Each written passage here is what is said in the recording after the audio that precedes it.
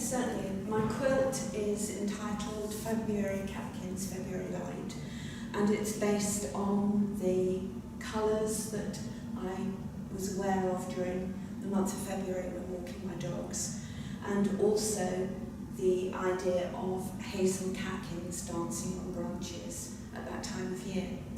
And I'm not a representative type of quilter, so it's more an abstract design based on the movement and the light, rather than actually trying to portray a picture of the catkins.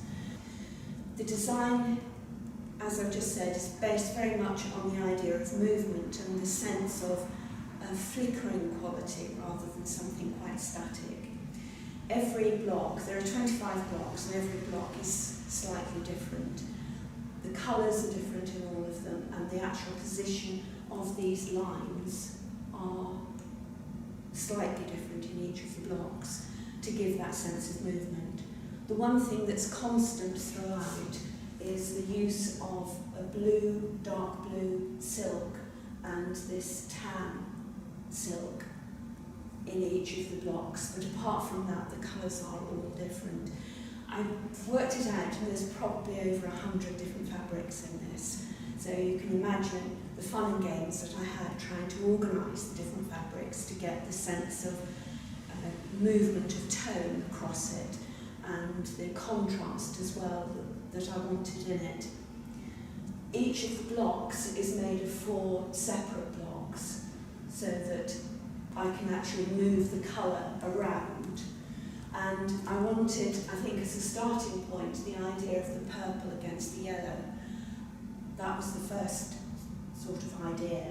And the movement from the light in this corner down to the very dark in the far corner there, contrasting with this shape, which is very dark in this corner, going down to the pale on the other side, and then trying to carry the colours through to the central square, which is sort of behind this other rectangle that's going over the top. While out walking with the dogs, I was quite fascinated by the branches of trees against the sky, and also the things that fascinated me as well, the way that the light changed during the day and according to what the weather was like. And sometimes you get these amazingly silvery, goldy sort of skies, but other times you get these very, very dark, warm grey skies as well in February. I spent quite a lot of time drafting out these blocks to get the sort of effect that I wanted, for the movement of the lines and the rhythm that I wanted to get into it. And spent a lot of time as well working just in tone, using pencil and paper. I work on graph paper and I work in tone to start with, because once I've decided how the tone is going to work, I can put any colour that's that tone into those areas. So I don't work with colour in the first instance. Once I've got the design sorted out, I then went to all the fabrics that I've got and sorted out the colours that I wanted to use. And one of the things that I was aiming for was a sense of movement and also accuracy. And in the initial stages, I had a lot of problems trying to work out how I could actually control some of these fabrics, because things like silk and cotton sateen seem to have a life of their own, and it's quite difficult piecing them. But by chance, I watched a demonstration of foundation piecing, and then I also saw a demonstration of freezer paper foundation piecing, and realised that that was the technique that I actually wanted to use. And this is the first quilt where I've actually used that particular technique. And it enables you to work very accurately, but also a lot of freedom to actually produce whatever sort of design you want to do. And it was the ideal combination. It's quite time consuming, and for a lot of people they don't like the rather fiddly approach that it has, but for me it was ideal. It also means that the blocks themselves are very accurate and very square.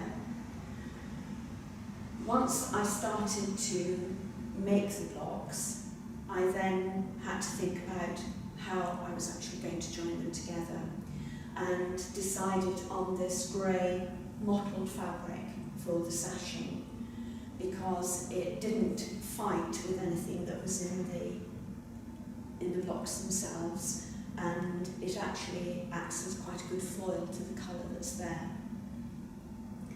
Now, at this particular point, I was having a lot of trouble actually working at a sewing machine, and I have a problem with my back and it causes a lot of pain, and to sit at a sewing machine working was getting very, very, very painful, and I had to devise a way that I could continue sewing, because I wasn't going to give it up, and avoid landing up in a heap on the floor in a lot of pain.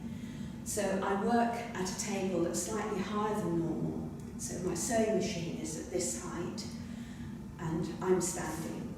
I control the fabric with my left hand and I control the foot pedal with my right.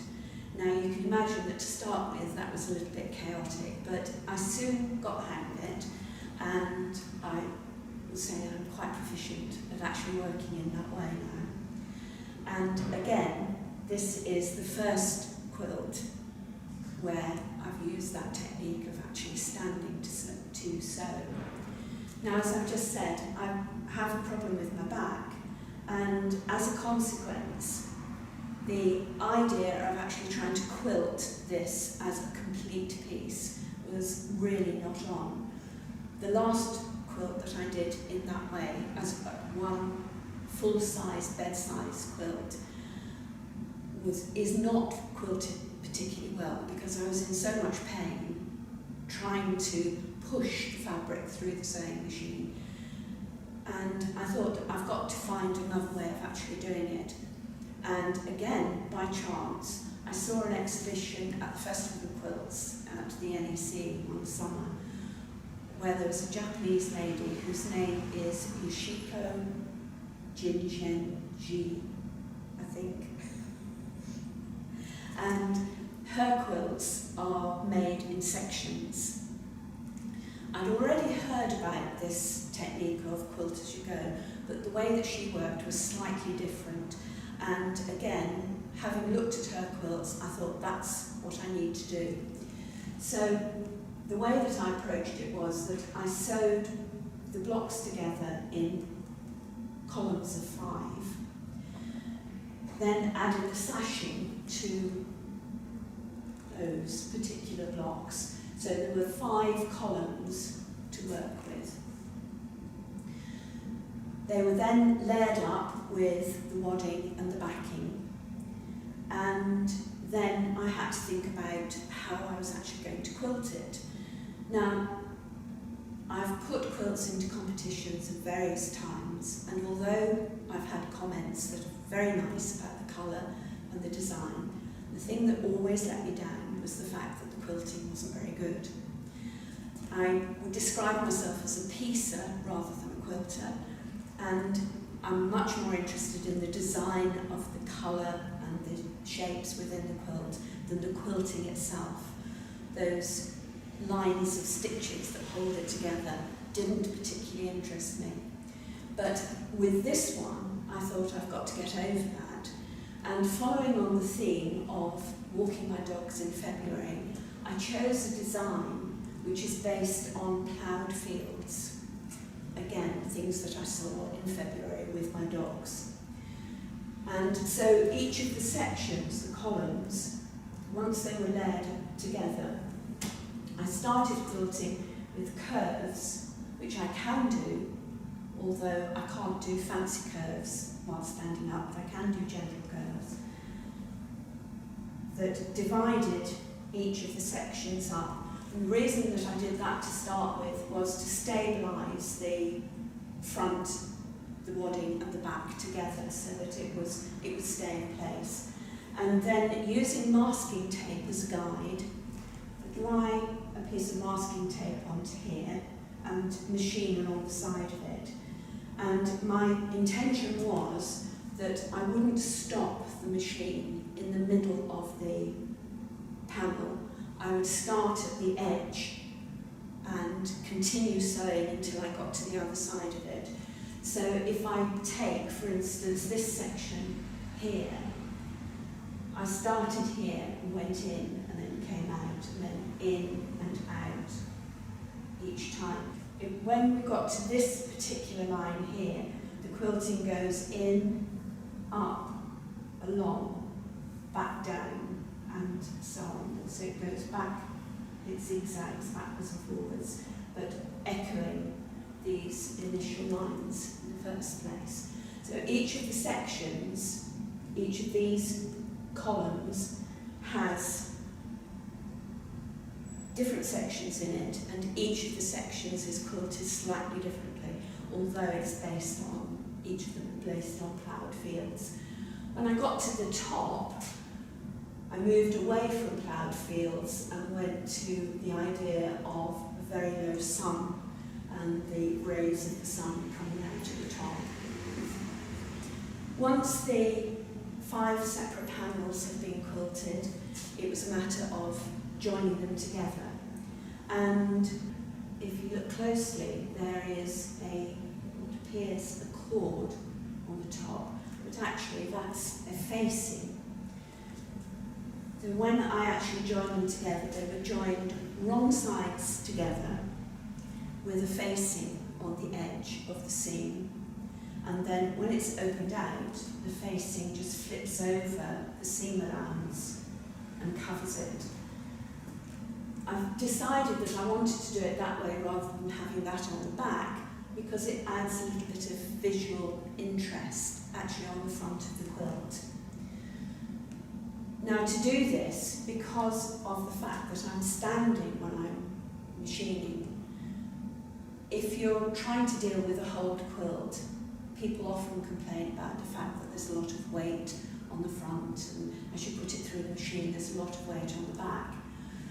So I devised a technique where I had a large table to my left and my sewing machine on a small table in front of me.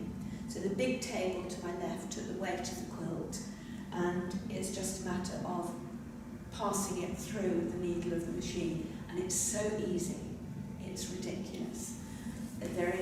It's just not a problem at all. All the heaving quilts around and so on is completely gone. It's all very easy to do. And then once I had the 5 panels sewn together, I think the way that I did it was I sewed 2 together and 2 together and then a third and then joined the 2 sections, rather than doing it sort of all the way across. I did it in pieces. And then once that was done, it was just a matter of putting a binding on around the outside as well.